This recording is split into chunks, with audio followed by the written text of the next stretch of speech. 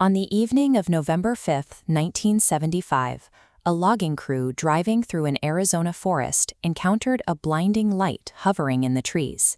One of the men, Travis Walton, approached the craft and was struck by a blue-green beam that threw him to the ground. His crew fled, and for 5 days, Walton completely disappeared. When Walton reappeared at a gas station 5 days later, he described waking up in a sterile room, surrounded by small, pale, hairless creatures with large, entirely black, almond-shaped eyes. The case immediately split investigators. The crew passed official police polygraph tests confirming a mysterious craft, yet medical exams of Walton's body showed a strange lack of the severe dehydration or malnutrition typically seen in someone lost for nearly a week. Cultural noise further complicated the data. Exactly 2 weeks before the incident, a major movie about a high-profile UFO abduction had aired on national television, potentially influencing the narratives of those involved. Decades later, audio recordings surfaced of the crew members discussing a potential hoax. While the crew leader later retracted these statements and claimed the recordings were manipulated, the revelation permanently clouded the investigation. This case highlights the central problem with the UFO mystery. Human testimony, reliant on subjective memory and influenced by cultural trends, is a flawed scientific instrument that often replaces data with folklore. This chart of daily sightings from the summer of 1947 shows a massive, mathematically measurable peak centered on July 6th. This sudden volume of reports convinced a minority of scientists that they needed to move past stories and toward objective measurement. Pilot Kenneth Arnold provided a baseline for this methodology. During his 1947 sighting, he used the sweep clock on his instrument panel to time the objects as they covered the distance between Mount Rainier and Mount Adams. He calculated a speed of 1,760 miles per hour, nearly triple the world record at the time.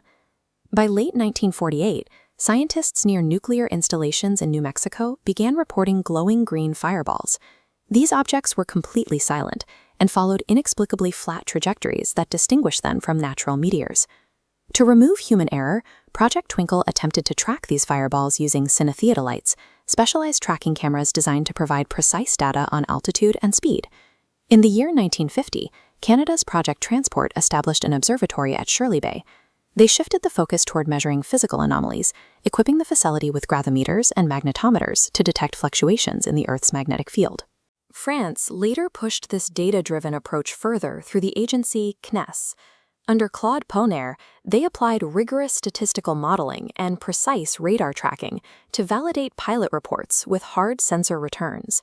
While the public focused on flying saucer stories, these global researchers realized that solving the mystery required bypassing human perception and relying strictly on machines. This scientific momentum was halted by a government counter-reaction.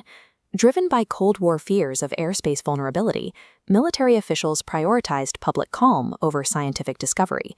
Projects like Blue Book collected detailed physical data, such as this aerodynamic illustration of a disc-shaped craft. Yet while their internal files grew more technical, their public stance remained dismissive, framing every encounter as a prosaic misidentification.